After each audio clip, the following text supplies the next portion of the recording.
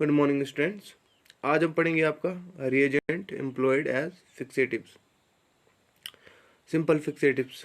देखिए आपके कुछ फिक्सेटिव होते हैं जो हम बेसिकली यूज़ करते हैं, जैसे कि आपका फॉर्मेल्डिहाइड, एथाइल अल्कोहल।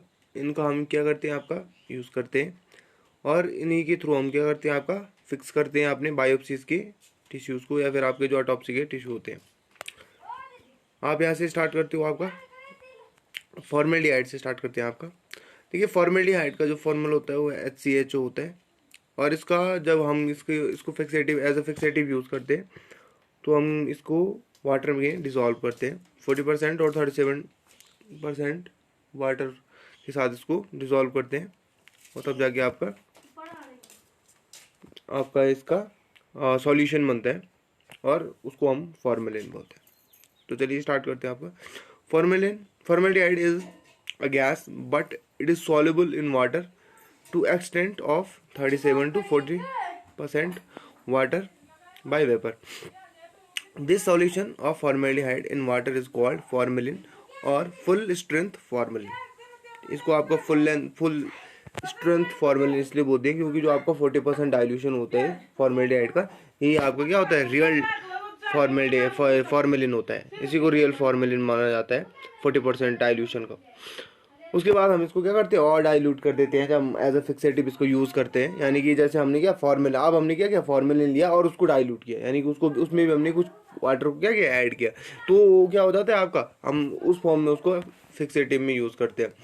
आपका जो 100% आपका फॉर्मेलिन होता है वो क्या होता है, 40% dilution of formaldehyde.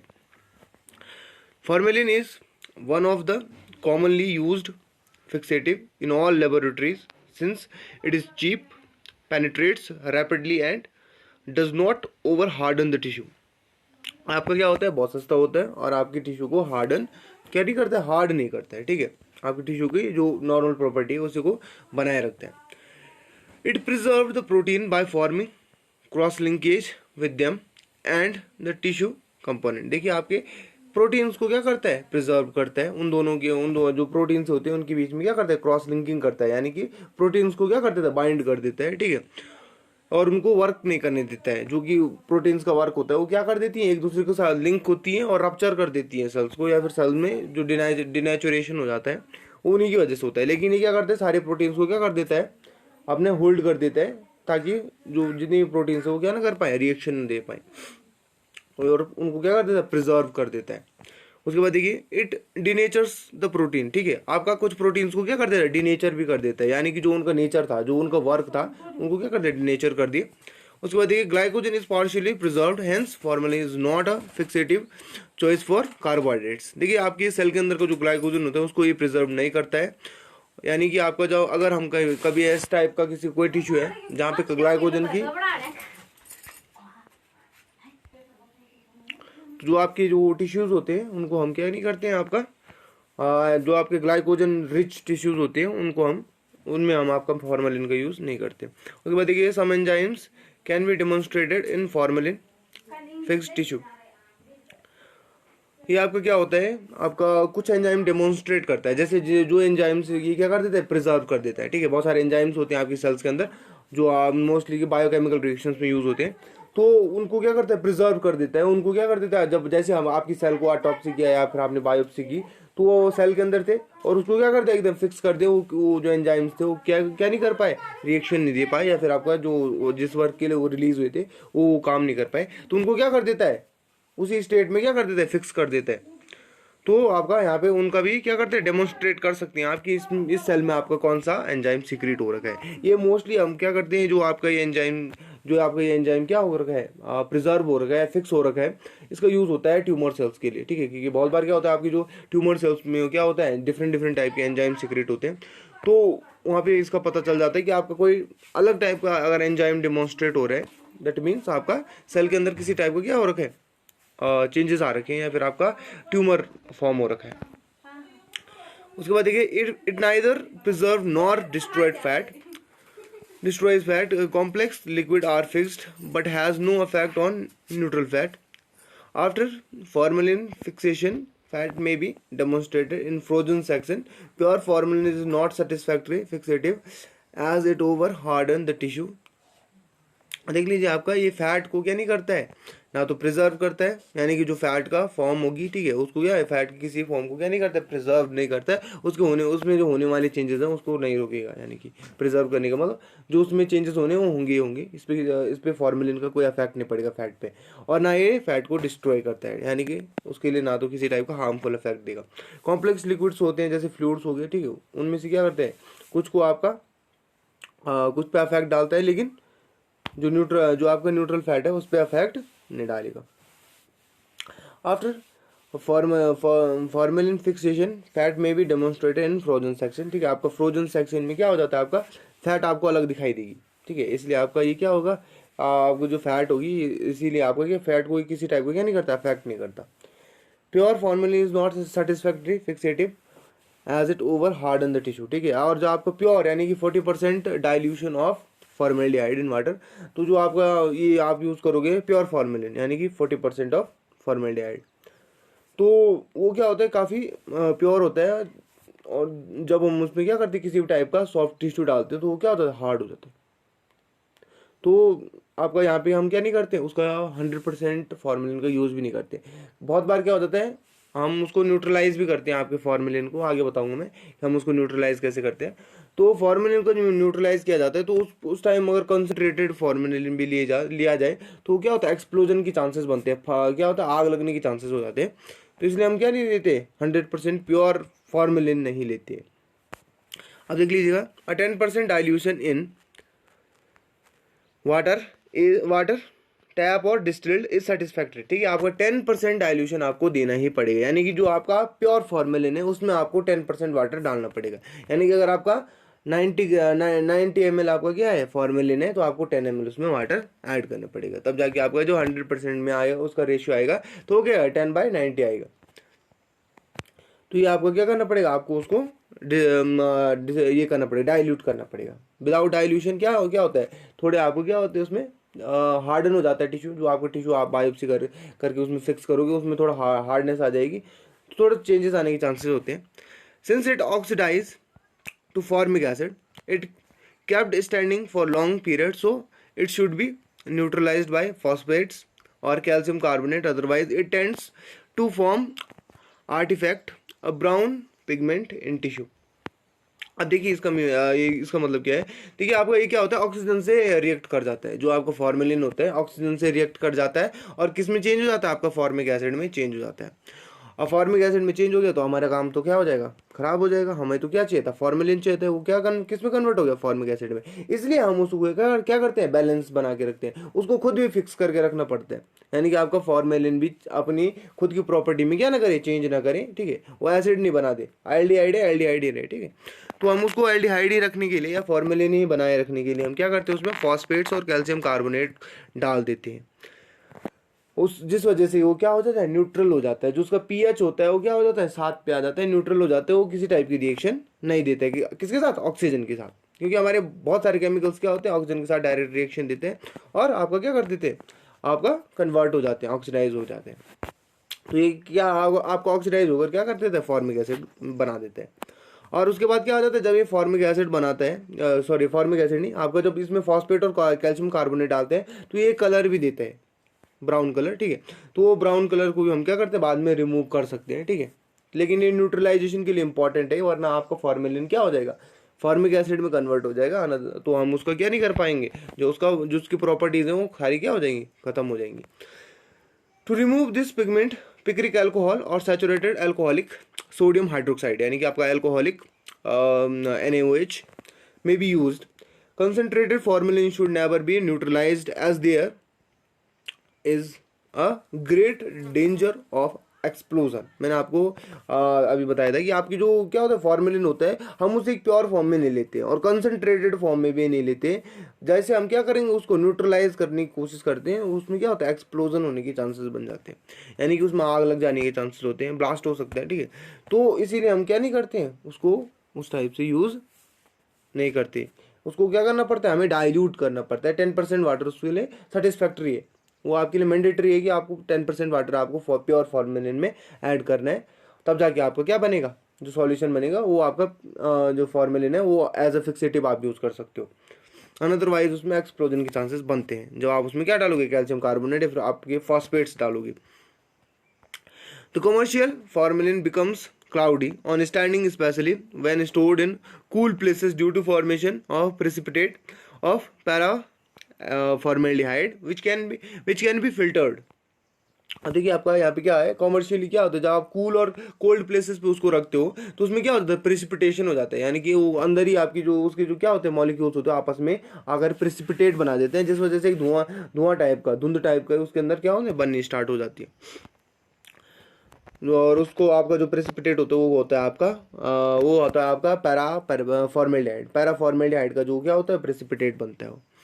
Formalin on prolonged exposure can cause either dermatitis, it vapours में damage the nasal mucosa and cause सिनसाइटिस।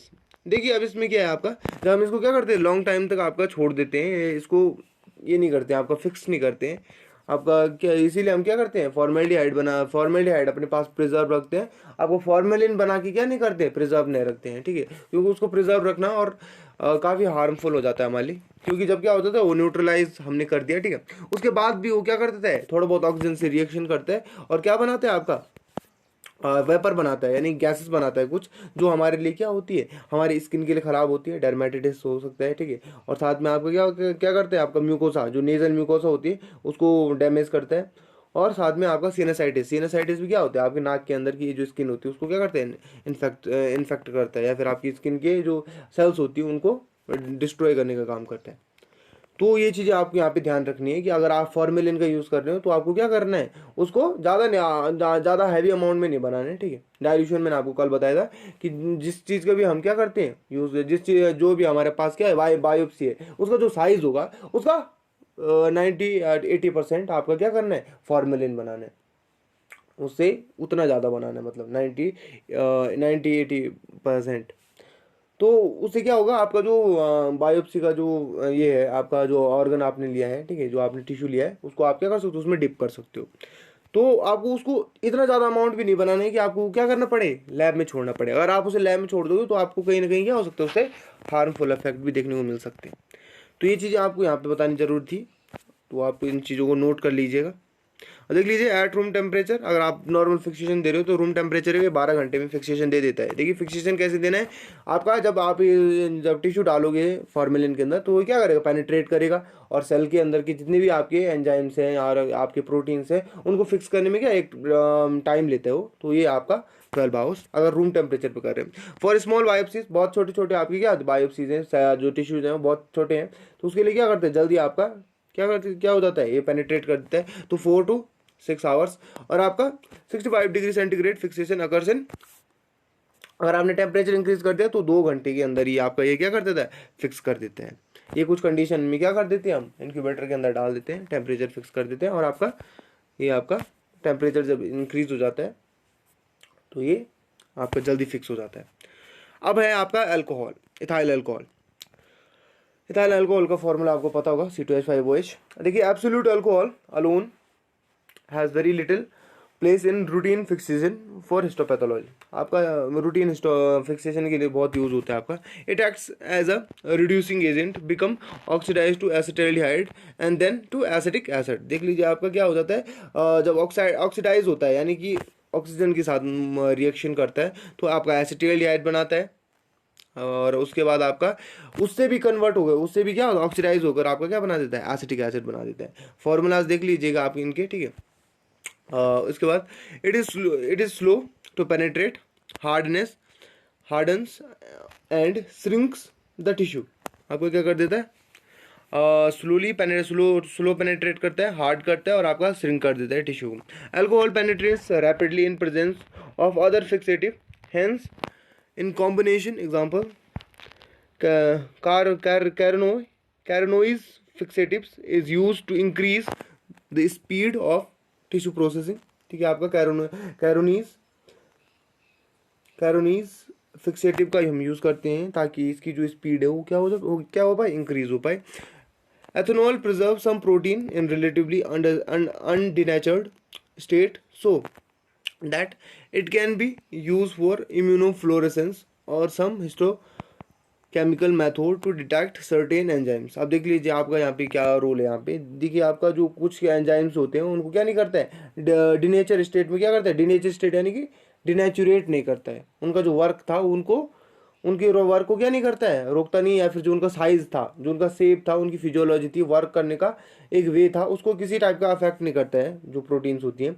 अब उनको अगर वो क्या नहीं करेगा, अफेक्ट नहीं करेगा ज़्यादा, सिर्फ प्रिजर्व करेगा, तो उससे क्या हो जाता है, जब हम इम्यूनोफ्लोरेसेंस में हम क्या करते हैं, उन सेल्स को क्या करते हैं, देखते हैं बाद में, तो वो जो आपकी प्रोटीन्स होती है वो डिफरेंट टाइप की क्या देते हैं, कलर देते हैं। इम्यूनोफ्लोरेसेंस का मतलब यही होता है कि लाइट माइक्रोस्कोपी का यूज़ करते हैं, जिसमें क्या होता है, आपका जो सेल्स होती हैं और उनके अंदर के जो प्रोटीन्स होते हैं, एंजाइम्स होते हैं, वो डिफरेंट टाइप के कलर्स देते हैं, जिसमें हमें क्या रिकॉग्नाइजेशन में सरलता होती है, इजीनेस हो जाती है यहाँ पे। तो आपका इथेनॉल यहाँ पे क्या है, ये एक बेनिफिट है इथेनॉल का, एक अच्छा ये बेनिफिट है कि आपका क्या करता है, बहुत सारी आपकी जो प्रोटीन्स होती हैं उनको डिनेचर्ड फॉर्म में, यानी कि खराब नहीं होती हैं, डिनेचर्ड फॉर्म मतलब आपका उनका जो नेचुरल जो क्या है उनका जो उनका प्रॉपर्टी है उसको किसी टाइप का हार्म नहीं देता है और उसको ऐसे वैसे रहने देते हैं, जिस वजह से क्या होता है, यहाँ पे ये बेनिफिट होता है। It is fat solvent, hence it dissolve fat and lipids. देखिए ऊपर आपने क्या पढ़ा अभी आपके फॉर्मूले के अंदर, फैट क्या नहीं हो रहा था, सॉल्युबल नहीं हो रहा था, फैट को किसी टाइप से अफेक्ट नहीं कर रहा था। लेकिन आपका जो है आपका इथाइल अल्कोहल है, ये क्या करता है, आपका जो फैट होती है उसको डिजॉल्व करता है और आपकी लिपिड्स को भी डिजॉल्व करता है। मिथाइल अल्कोहल, अब देख लीजिए आपका अभी हम क्या पढ़ते थे, इथाइल अल्कोहल, ये मिथाइल अल्कोहल है। Methyl alcohol CH3OH is use for fixing blood and bone marrow smears. ठीक है, मिथाइल अल्कोहल का मोस्टली क्या करते हैं, आपका यूज़ करते हैं ब्लड और बोन मैरो स्मीयर्स को प्रिजर्व करने के लिए। तो ये थे आपके दो फिक्सेटिव। कल पढ़ेंगे हम आपका एसीटोन मर्क्यूरिक क्लोराइड HgCl2। ठीक है, आपका एसीटोन तो है अभी देख लेते हैं। Cold acetone is sometime used as a fixative for the histochemical demonstration of some tissue enzyme like phosphates and lipase. Its mode of action is fixative is similar to that of alcohol. ठीक है, acetone क्या होता है, आपका ketones होते हैं। ठीक है, और कीटोन्स की लगभग जो प्रॉपर्टीज होती हैं वो अल्कोहल के साथ बहुत ज़्यादा मैच करती हैं। इसलिए आपका बिल्कुल जिस टाइप से आपका हमने अल्कोहल के बारे में पढ़ा, लगभग एसीटोन के बारे में भी आपका बिल्कुल वैसे ही होता है। तो मर्क्यूरी क्लोराइड आपका कल पढ़ेंगे। तो आप जितना मैंने आपको पॉइंट्स बताए, छोटे छोटे पॉइंट्स बताए कि आपका अल्कोहल में क्या, अल्कोहल फिक्सेटिव में क्या डिफरेंस है और आपको फॉर्मेलिन के अंदर क्या डिफरेंस है। फॉर्मेलिन को हमें डाइल्यूट करना पड़ता है, अल्कोहल को हमें उतना डाइल्यूट नहीं करना पड़ता है। आपका ये ऑक्सीडाइज होकर किस में कन्वर्ट हो जाता है और वो ऑक्सीडाइज होकर किस में कन्वर्ट हो जाता है, ये सारी चीज़ें आपको नोट करनी है। और आपका उसके बाद आपको क्या करना है, मर्क्यूरी क्लोराइड मैं कल पढ़ाऊँगा। Okay, thank you.